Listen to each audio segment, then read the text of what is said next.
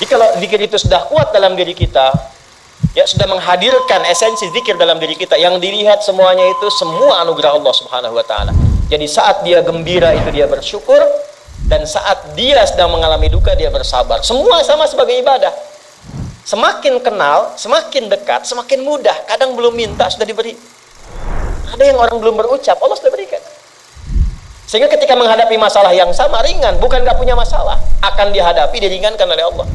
Masalah yang sama, ini sampai ribut, adu argumentasi. Orang ini cuma senyum selesai. Kenalkan kepada Allah, nanti biarkan janji yang disampaikan oleh lisan Rasulullah itu terjadi. Pengen level tertinggi itu butuh perjuangan. Latihan dulu, kan? Menguras fisik, energi, tenaga, biaya, hasilnya indah. Tapi ada jalan cepat untuk mendapatkan itu. Nih aksesnya bangun kepada Allah. Pak, indahnya begini Pak. Maaf ya. Lihat istri itu, ingat Allah. Lihat anak, ingat Allah. Ibu lihat suami, ingat Allah. Kalau melihatnya begitu, maka substansi berumah tangga itu nikmat rasanya. Dan tanggung jawab itu melekat pada diri kita untuk terjaga dalam kebaikan. Ya. Saya nitipkan handphone saya ke antum. Dan antum tahu itu punya saya. Ya. Dan Anda mencintai saya misalnya. Ta'zim di situ. Mungkin nggak handphone itu ditempatkan di tempat yang tidak baik? Mungkin nggak Anda taruh di lantai begitu saja? Demi Allah saya katakan, mungkin Anda akan mencari tempat terbaik, disimpan di situ, dirapi-rapikan, dilap-lap, karena Anda merasa itu punya saya yang dititipkan pada Anda. Manusia saja bisa Anda perlakukan demikian. Bagaimana ketika Anda melihat anak itu amanah Allah, yang Anda sebagai orang tuanya akan ditanya di kemudian hari. Maka kalau mau bersikap yang gak enak itu, gak bisa Pak kita lakukan. Mau bentak tuh gak bisa. Mau marah tuh ditahan-tahan. Ya. Dan itu dijaga. Lihat istri sebagai amanah Allah itu beda caranya dengan hanya melihat kemanusiaannya saja. Istri melihat suami sebagai amanah Allah akan lain. Ya. Makanya akan selalu sempat dan optimal merawat istri sendiri dibandingkan lihat-lihat istri orang. Begitu sebaiknya. Ibu pun tidak harus berharap. Kenapa ya suami saya nggak seperti Ustadz? Harapan yang sia-sia. Sudah ada turunan hikmahnya. Nah itu ada latihannya. Latihannya apa? Alladzina yadhkurunallah, zikir. Jadi kalau zikir itu sudah kuat dalam diri kita, ya sudah menghadirkan esensi zikir dalam diri kita, yang dilihat semuanya itu semua anugerah Allah Subhanahu wa taala.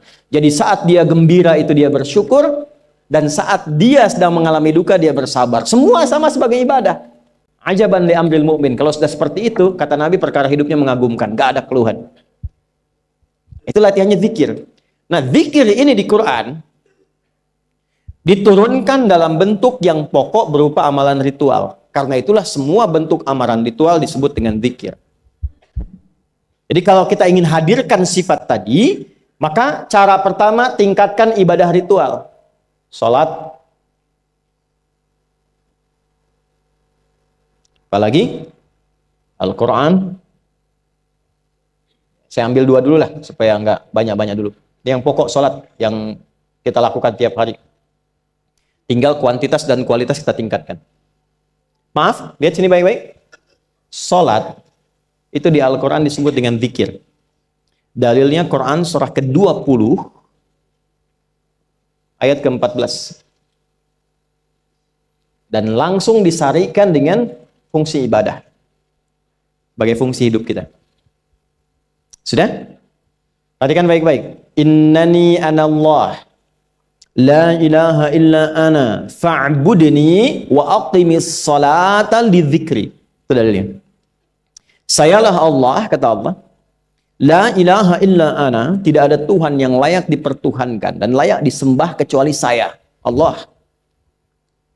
Allah.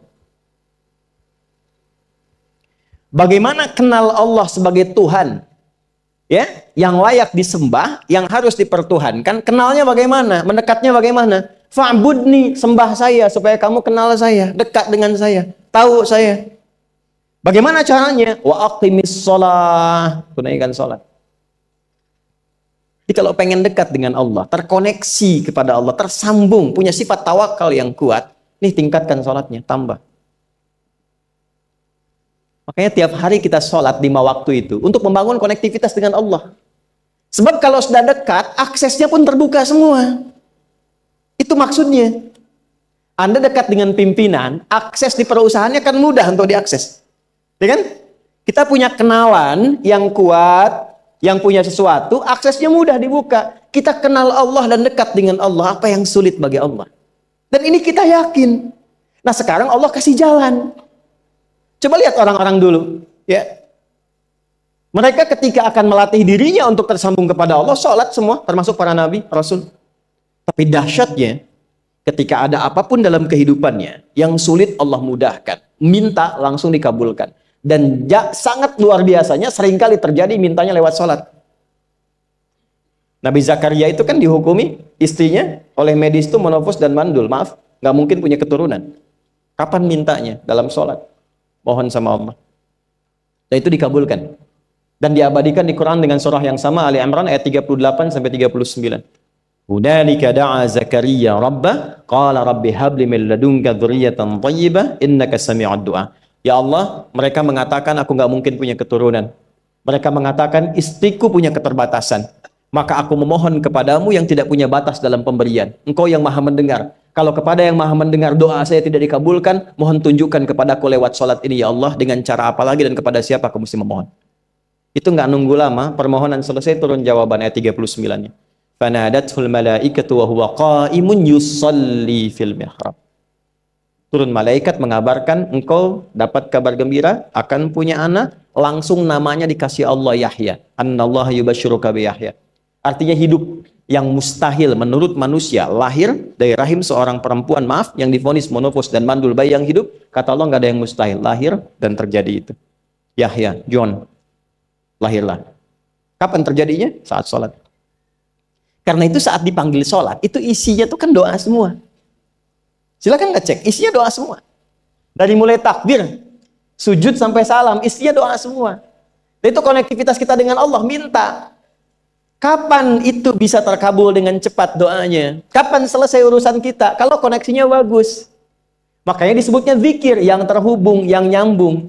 Semakin kenal, semakin dekat, semakin mudah. Kadang belum minta, sudah diberi.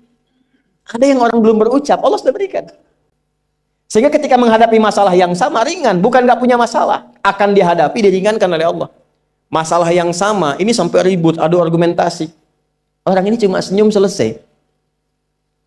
Betapa banyak masalah kecil diargumentasikan jadi besar. Akhirnya problem. Tapi tidak sedikit masalah besar dihempaskan di atas sajadah. Ketika koneksinya dengan Allah itu kuat, tiba-tiba hilang seketika. Selesai. Makanya Nabi Yakub kalau punya masalah, yang beliau lakukan apa? Dia bentangkan sajadahnya, dia sholat, dia mohon kepada Allah.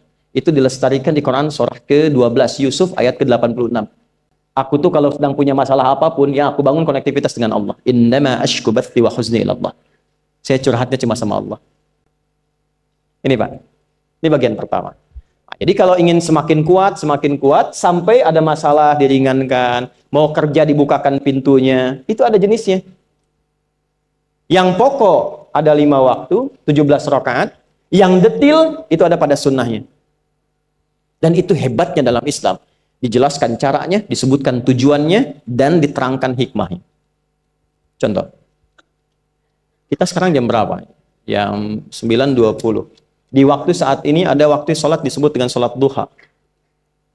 Duha itu dibagi 3. Ada awal duha, penguat zikir, pengganti seluruh bagian zikir di tubuh kita, yang disebut dengan syuruk. Itu kurang lebih jaraknya 1 jam setelah subuh. Jadi kalau tadi 4.45, ya 5.45 menjelang jam 6 itu masuk syuruk. Setelah itu masuk ke jam 8 sampai ke kurang jam 10 itu pertengahan duha. Pertengahan duha. Apa fungsinya? Di antaranya mempermudah rizki. Di antaranya. Bilangannya berapa? 2 sampai 4 rakaat bisa dikerjakan. Ya, dan harapannya apa? Bukan pada rizkinya. Ya, jadi jangan sampai motifnya cuma sekedar keduniawi, kurang tepat. Kenalkan kepada Allah, nanti biarkan janji yang disampaikan oleh lisan Rasulullah itu terjadi. Ya, jangan pada rizkinya, ini terbatas, cuma sampai situ. Tapi kalau kita minta sama Allah, dikasih jalannya tuh dari sisi yang tidak kita duga. Anda berhitung, Allah kasih hitungan. Anda tak berhitung, Allah kasih apa yang tidak pernah Anda hitung sebelumnya. Itu poinnya. Maka lakukan sholat dekati, itu yang disebut sholat duha. 2 rakaat, tambah lagi 2, untuk kenal Allah. Kalau sudah merasakan dekat, sudah nyaman, sudah enak, muncullah kemudian kesan dalam hati. Terserah Allah mau kasih berapa. Yang penting sudah enak, sudah damai. Di titik itulah kemudian Allah limpahkan dari apa yang nggak pernah kita duga sebelumnya. Tiba-tiba keluar, kok ada telepon, dapat proyek, dapat macam-macam. Tapi tujuan sholatnya bukan untuk proyeknya. Buat kenal Allah, ulul albab ini. Kalau cuma pengen lancar, baru serabutnya. Kalau cuma pengen lulus proyek, itu baru daging luarnya. Ulul albab itu kenal Allahnya, sehingga dia tahu akses intinya tuh itu. Itu poinnya. Dan gak mahal. Emang kalau sholat duha di Anur bayar, Pak? Pakai biaya. Baiknya luar biasa. Sudah? Satu. Kalau mau lagi misalnya, ini yang paling dahsyat nih. Dibimbing kita sampai ke posisi terbaik di apapun itu. Jadi ayah terbaik, ibu terbaik. Ya, jadi karyawan strategis, di militer terbaik. Terbaik tuh gini, di tempat terbaik yang memuliakan tuh makom namanya. Makanya kuburan sering disebut makam kan? Ya kan? Maksudnya apa? Maksudnya Anda selama hidup berkaryalah yang baik, ibadah yang benar, sehingga Anda wafat pun terhormat. Ya, kata makom tuh pertama kali di Al-Baqarah ayat 125, makom Ibrahim. Ya, ketika Allah sampaikan dalam Al-Quran, didapatkan di situ maqam Ibrahim, wa idh ja'alna al-baita mathabatan lin-nasi wa amna wattakhidhu min maqami Ibrahim. Makanya kalau kita tawaf, itu dari mulai Hajar Aswad kan sampingnya dekat sekitar 5 meter ada maqam Ibrahim kan? Itu tapak kaki pertama beliau meninggikan pondasi Ka'bah, dan di situ diabadikan kemuliaannya sampai beliau wafat. Dikenal sampai sekarang. Ya, setelah sekian abad. Jadi kalau kita ingin terhormat dan masih dikenang sampai kapanpun, itu makom namanya. Tapi ada cara yang lebih hebat. Anda di posisi itu, lawan pun mengakui memang Anda yang pantas ada di situ. Itu namanya makom mahmuda. Makom mahmuda. Siapa yang bikin urutan 100 tokoh paling berpengaruh di dunia? Siapa? Saya tanya, yang nulis siapa namanya? 100.000? 200.000? Dia mencari langsung di Google tuh. Lambat mas, waktu habis. Michael Chart. Dia yang nulis. Maaf ya. Urutan pertamanya siapa? Muhammad SAW. Yang nulis itu muslim atau bukan? Kok bisa tergerak hatinya untuk menempatkan seorang nabi muslim di tempat pertama? Saya tanya begini. Kenal Abu Jahal nggak? Ya Allah. Makin siang nih nggak fokus nih. Saya kira cuma di Bengkalis saja yang kenal Abu Jahal, sini kenal juga. Baik, Abu Jahal itu, apakah orang ini tidak kenal Nabi? Kenal. Orang ini tahu, kalau saya sebut orang ini berarti kurang bagus ya. Kalau saya sebut beliau berarti baik ya.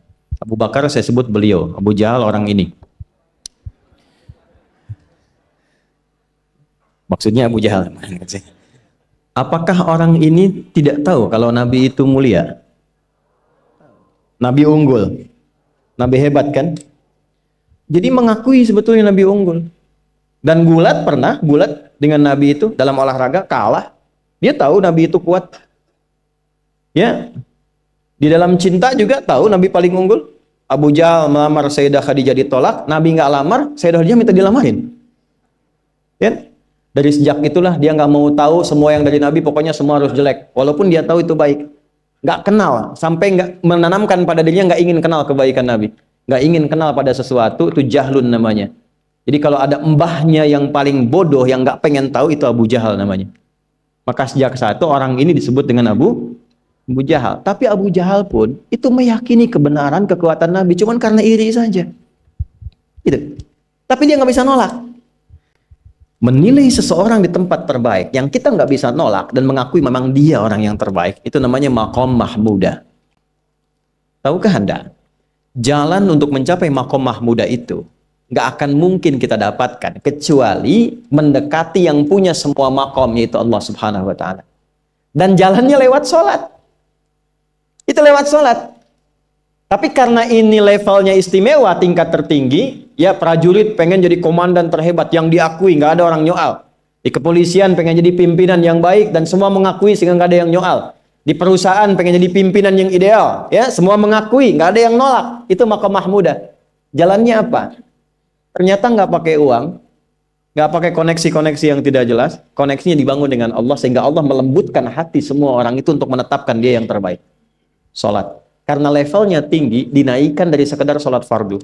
Ditempatkan di waktu yang tidak biasa. Butuh pengorbanan, butuh perjuangan. Namanya tahajud. Turunlah Quran surah ke-17 ayat 79 sampai 81 itu. Quran surah 17 ayat 79 sampai 81. Ini poinnya. Wa minal laili fatahajjad bihi nafilatan laka asa ayyab'athaka rabbuka maqaman. Ini kan terjadi keanehan kan, ironinya. Anda pengen sukses, pengen tertinggi, Anda tahu Allah penentunya, Anda tahu Allah yang punya rizki, Allah punya kekuasaan, tapi Anda nggak mendekati Allah.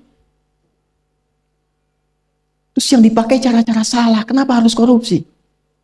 Kenapa harus nyogok? Kalau SK-nya nggak Allah tetapkan, nggak akan turun juga. Dan sudah hukum, kalau ayah berbuat maksiat, itu anak istri pasti kena. Itu udah hukum.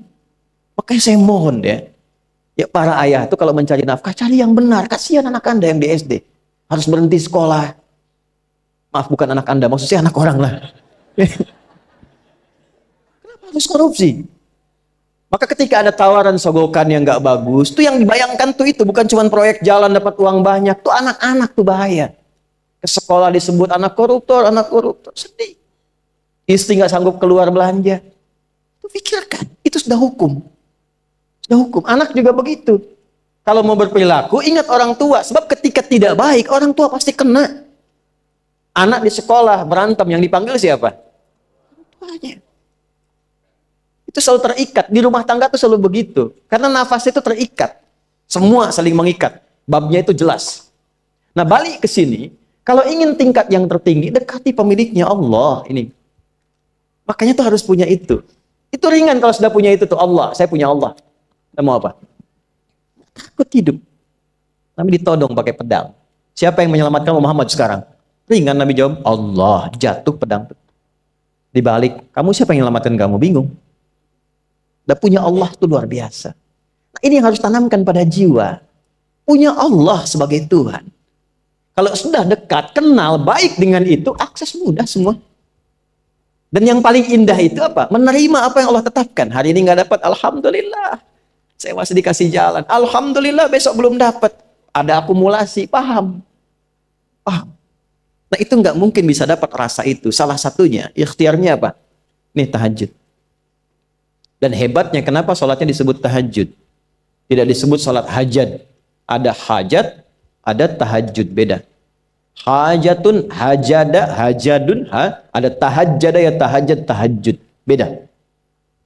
Tahajud, di situ aja. Ini sengaja nggak saya hapus nih. Mana staf saya? Oh, foto nih ya. Saya hafal insya Allah. Tahajud. Asalnya dari kata hajada, gini ya. Ha, jim, dal. Ditambah ta di depannya, lalu ada tasydid sebelum akhirnya. Nih. Ini akarnya 3 huruf, ha, jim, dal. Hajada itu asalnya bangun dari tidur malam. Tidur dulu, lalu bangun setelah itu. Itu hajada. Pelan-pelan. Paham sampai sini? Kita teruskan. Kalau kita ingin berusaha untuk bangun, mengoptimalkan diri untuk bangun, maka tambahkan tak di depannya. Berusaha untuk mendapatkan atau mencapai sesuatu. Kalau yang kita akan lakukan itu tidak mudah, nggak gampang bangunnya, sehingga butuh rencana, butuh persiapan, ya kan? maka tambahkan tasydid sebelum huruf akhirnya. Dari kata syiddah, apa yang mau dikerjakan ini nggak mudah. Memang pengen bangun itu jam 3. Tapi kan nggak tiba-tiba ujuk-ujuk bangun jam 3, belum tentu. Ini kan? Kita harus rencanakan dulu supaya bisa bangun, saat bangun tuh siap, bukan cuman bangun. Bangun jam 3, salatnya 4:30, ya kan jauh. Maka untuk bangun jam 3 itu butuh persiapan, nih syiddah. Maka rencanakan, pasang alarm 3 kali. Misal yang ikhtiarnya jam 2, jam 2.15, jam 2.30.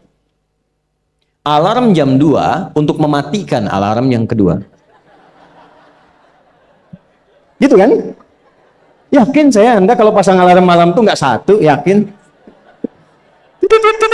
Bangun, ceklek, mati. Minimal ingat akan ada alarm berikutnya kan? Nah, itulah tak.